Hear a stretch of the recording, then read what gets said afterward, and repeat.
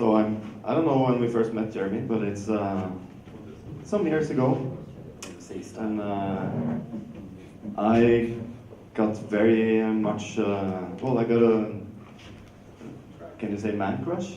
When you started talking, I was just like listening and listening. You have so many... Finally, he requited my love. You have so many great ideas about, you know, many aspects of coffee, and every time you open your mouth, I always try to listen carefully because it's very inspiring, at least for me. And it's a great pleasure to have you here. Jeremy is working for Proofrock in London and is going to talk about, well, you know the title. So please welcome Jeremy Challender. Thank you. Well, it is a truly profound pleasure to be here, and this moment represents the far, far greater thing I do than I've ever done.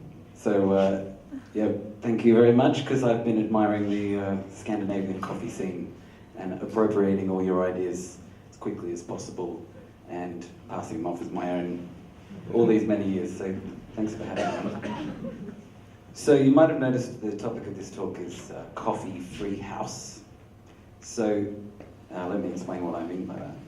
So I'm just quoting the cool kids in Northern England that have multi-roaster cafes, and sometimes, maybe to take the piss, but they'll describe themselves as a free house. So you probably noticed in UK pubs, sometimes it'll say free house across the top.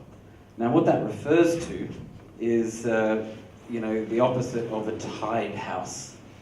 So, you know, you could be tied to a brewery, kind of like a Brewdog pub or something. You know, you could be a Truman pub, and all these breweries owned the house. Kind of like if you go to the doctor, he's not, you know, it's kind of not considered ethical if he sells you the medicine as well. So, you know, doctors don't normally run pharmacies. So the British government intervened in this tendency because it was kind of getting a bit out of hand in the end of the 80s. Now, maybe this was incredible folly, but they did pass a law in 1989 where pubs would no longer be able to own, other way around, breweries would no longer be able to own pubs. And there were some breweries, Mitchell and Butler, owned 7,000. So to put that in perspective, at the moment, well, the last time I heard there was 1,600 Starbucks in China. There's about 1,200 in the UK. So that's a fairly staggering kind of monopoly. So suddenly, there was all these pubs going cheap. This new legislation came in, and they, you know, it's seemingly this emergence of craft beer culture came out, and we had the campaign for real ale emerging and beer getting better and that sort of thing. Meanwhile, all the pubs were really cheap, and it became apparent in that kind of boom era of British real estate that you know, breweries could probably make more money in real estate than they could in owning pubs and selling them. So they went around buying lots of real estate, and we reached a point where during the 90s, suddenly we had a similar situation where non-breweries but large property investment companies owned all the pubs anyway. So Mitchells and Butler are of particular note because they stopped brewing and they started O'Neill's and All Bar One, and they kind of got back to the levels in 2000 where the law was rescinded. So they stopped this law, which was a pretty crazy law in the first place, and the rest is history. So we're back to kind of, you know, people can do what they want. So how does that relate to coffee? So I need to cast my mind around the UK coffee scene, maybe the European coffee scene, and fill you in on some observations I have. So one of them is that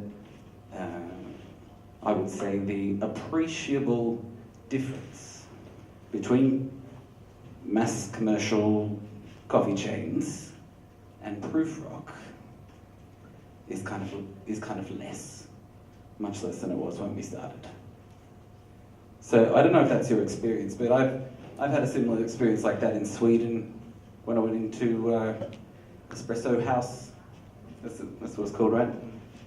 And I had like a nice batch brew, and you know they could tell me the origin, and got great customer service, and the bar was laid out just like how it is in Proof Rock, and they did latte art.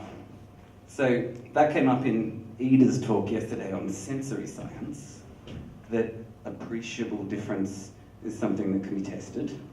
And if you asked the average passerby on Leather Lane, which is where my cafe is, whether there was an appreciable difference between Proof Rock and even the coffee that we brew and the guys across the road at Department or Workshop down the way, or indeed Eat just around the corner, who outstrips our coffee sales figures each day, then I'm pretty confident not all of them would say, yes, there is an appreciable difference.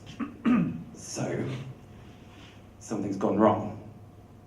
Now, take a little step back in time of Proof Rock's history, and we have gradually evolved into what you could consider a multi-roaster cafe. Now, I should point out that we get fantastic support from a wonderful, famous coffee roaster you might have heard of, called Square Mile Coffee Roasters, and they are indeed our principal supplier. And I'm pretty sure we get coffee more cheaply from them than anyone else in London. But this puts pressure on them because we're not loyal to them. So we have a little conundrum. And at the moment, we're trying to negotiate with them the future of Proof Rock and our relationship with Square Mile and the future of Square Mile. And if there's an appreciable difference between their roasted coffee and Klaus's coffee, or, you know, there was lots of fantastic coffee on those tables these last couple of days. So perhaps there's not an appreciable difference. And if Proof Rock's manifesto, or our brand identity, is tied up in being the best coffee, maybe let's look at our first principles, which we intend to operate on. So our first principles was, let's try and make the best coffee. Let's try and educate. So in order that we can achieve that aim, we've introduced all sorts of rigorous QC systems. Sometimes I've thought our QC systems, which we invest probably more staff time into than your average micro roastery, were a model for the industry, and I was very proud of them. And we've had occasion to take a step back from some of this rigorous QC. So just to run you through it, lots of cupping, protocols developed by baristas instead of antiquated protocols from, you know, early Coffee Brewing Institute days. So, you know, we know how to brew coffee, we know how to weigh it and time it and stir it, and take techniques like what Michaela would have used in the brewer's cup and apply that into QC. Create great relationships with roasters like you guys and Square Mile, cup them all, and locate the best coffees of the week. So this is what we've done for quite a few years. Now, very often those coffees, those fine coffees, are from Square Mile, but sometimes they're not. So we have a system for delivering this high quality, which is our brew bar. So we have the brew bar.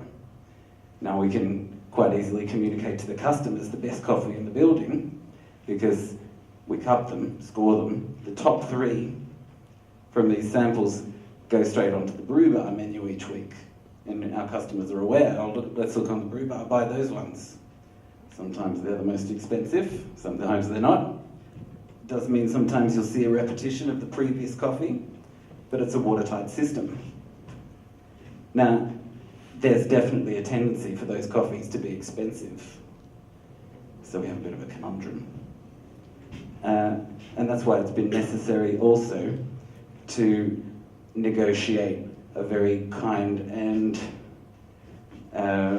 mutually beneficial relationship with our principal supplier. So in some ways you have what people might think is the milk coffee blend, and you have the guest espresso, So for sure we have a lower scoring milk coffee blend, which we get a good price on from Square Mile. And if we cross below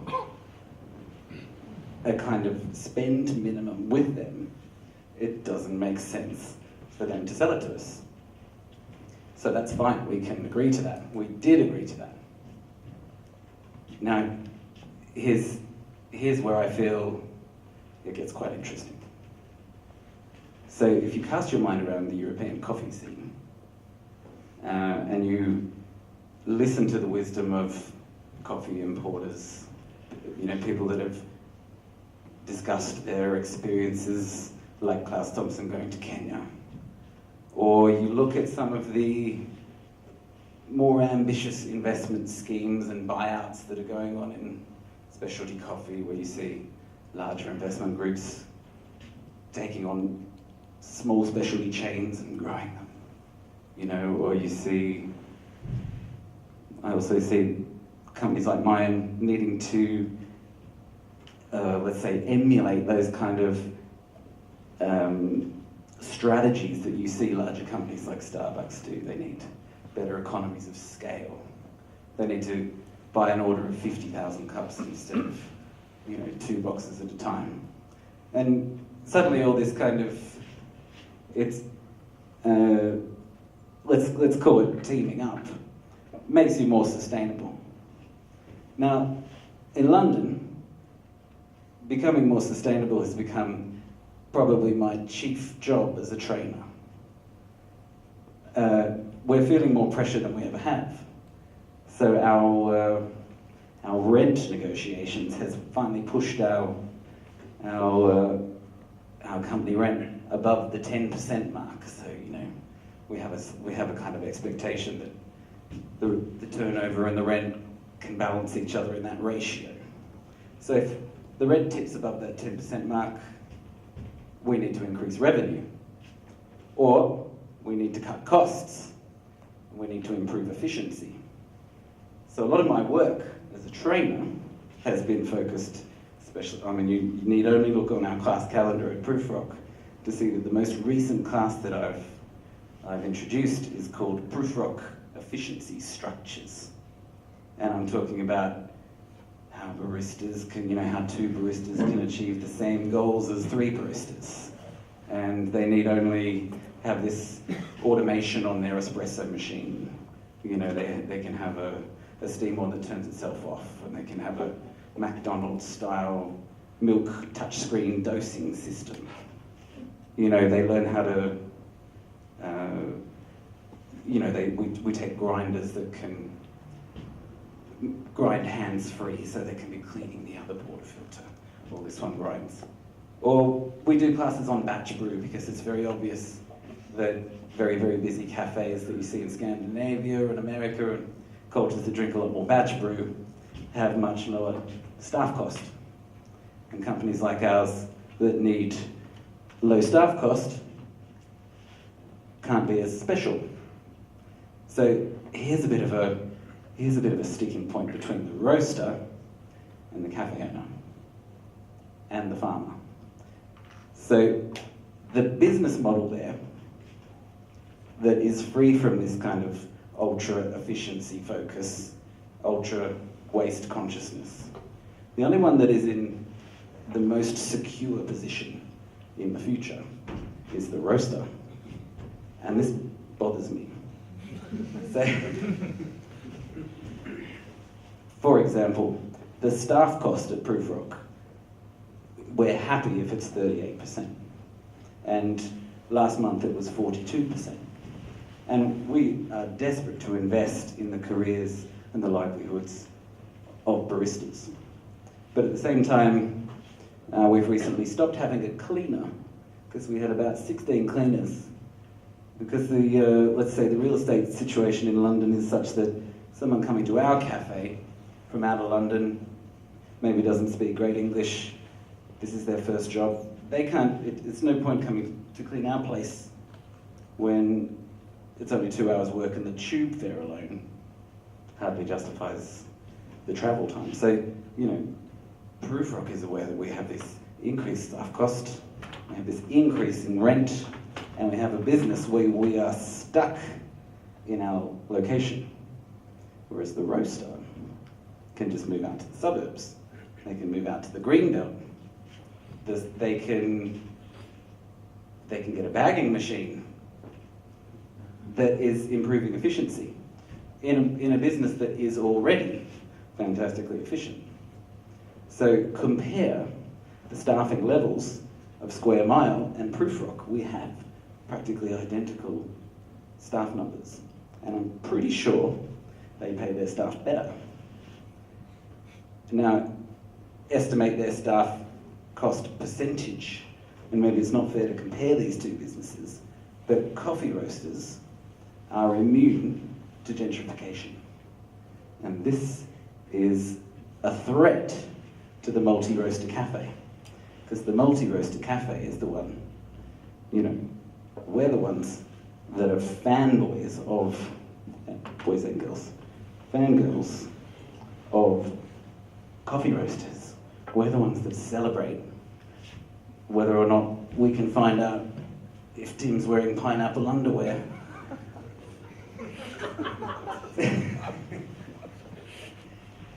We're the ones that know all the roasters' names and celebrate, I would say, the appreciable difference between roasters is something that Proofrock is particularly concerned about. And I feel, as a cafe model, we're the endangered species. You know, what are we going to do in the future with another rent increase? Proofrock's in the privileged position. We have a protected rent, it's in the Land Tenancy Act. So I see other cafes on my street paying, you know, 20-30% higher than us, and it's only another rent review away before we might need to consider roasting. And I find roasting incredibly boring. And I'm certain I can't do it as well as any of you guys.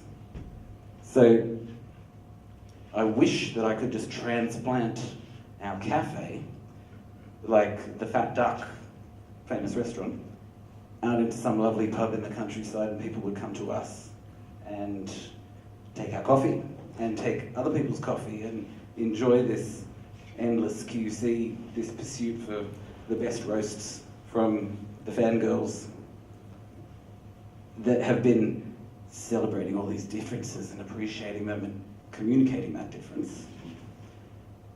And so what I'm trying to get at is that I sense that there's some resentment or frustration with the various multi-roaster cafes that you see scattered around, particularly in the UK, but right around Europe.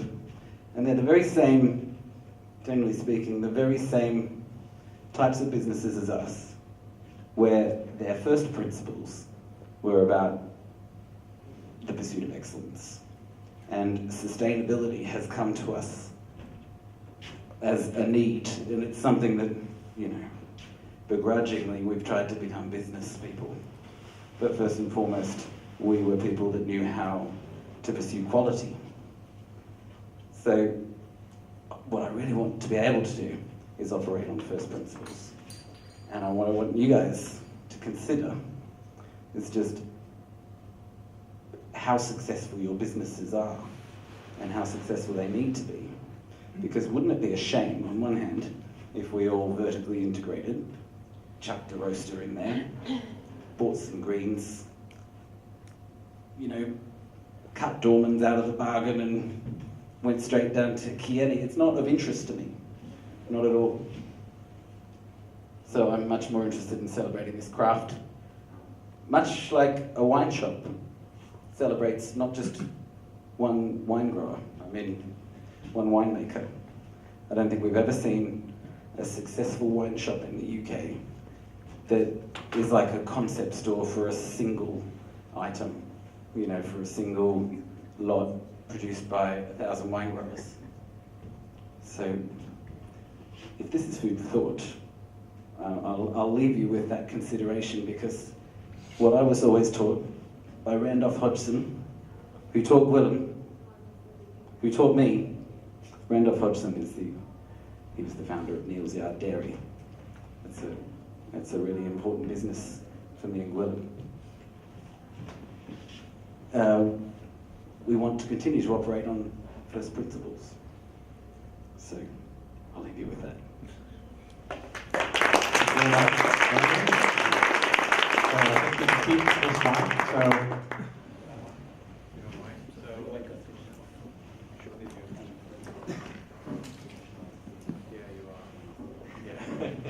Thank you very much.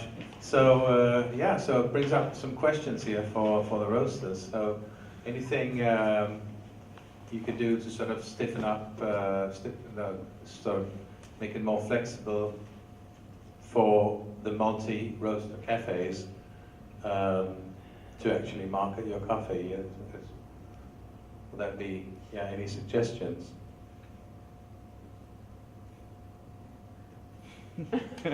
I think Klaus, you're selling quite a lot to these multis, so maybe you have some points there. How cute. I feel like I had the mic far enough today, but look, we've seen quite a lot of our growth the last year in wholesale has actually been to multi-roaster cafes outside of Denmark. So I'm really happy about that tendency. I think as a roaster as well, it allows us to be more conscious about how we are competitive with other roasters as well, both in terms of quality, but also what we offer in terms of service and so on. I think and I can't speak on behalf of all the roasters in the room, but I think for a lot, the struggle is when we're expected to provide training and we're expected to provide, a lot of services to a coffee shop that is then not exclusive with us. Because then the return of investment for us is very little. And I would argue that you're absolutely not the typical multi-roaster cafe, not by a long shot. Because you take and you have such a rigorous process, you cup so much. I would send my coffee to you, I would be in absolute trust that it's treated and it's presented in a fabulous way.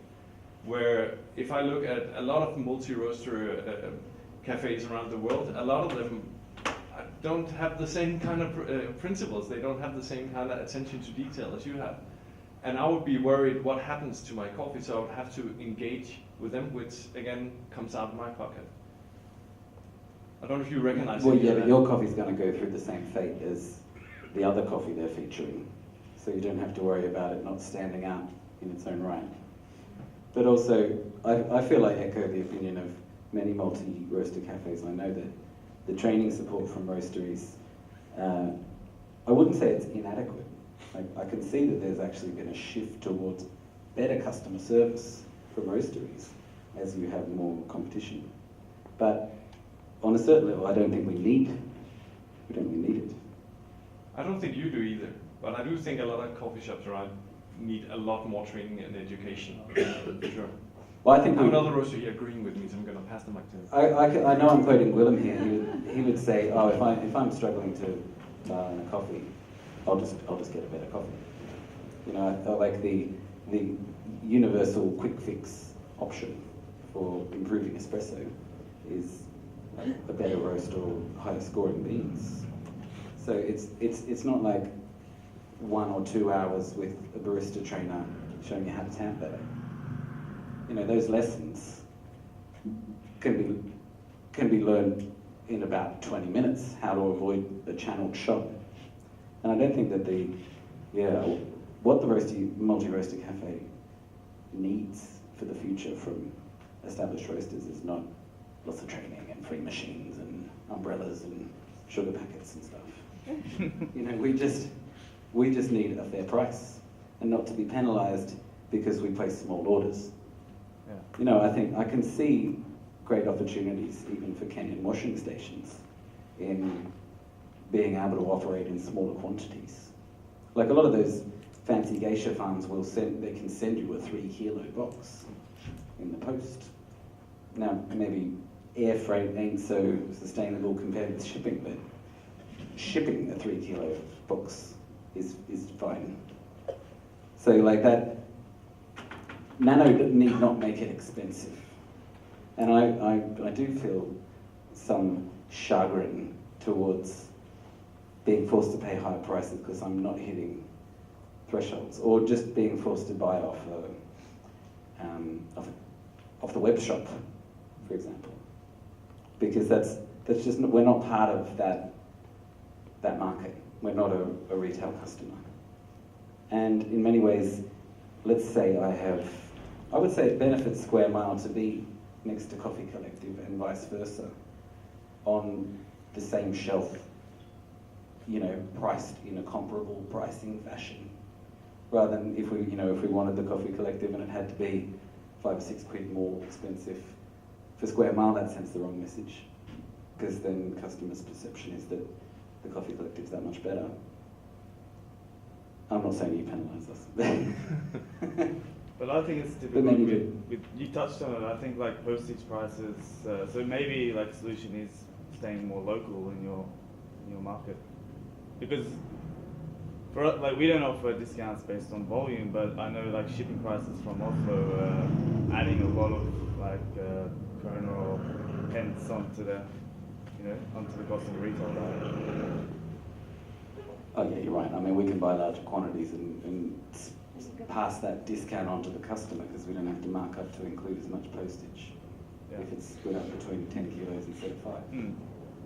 I guess I just have a question, and maybe this is obvious to everyone else than me, but how do you choose these coffees?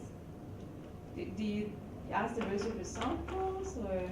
Well, that takes tact, and you can't just expect samples to be sent without placing an order. So we have a sort of customer service negotiation policy of our own, because sending 10, 50 gram samples in the post costs the roaster maybe a tenner. So usually we'll place an order, request samples, and it's a small order, and then depending on the success of the samples, then we might place a larger order, and at least we've kind of helped them cover the cost of the initial samples charge. You follow? Yeah. And it's not that maybe those coffees don't hit our top 3 and get on the brew bar, but our customers will still enjoy sampling the fruits of life. Brilliant.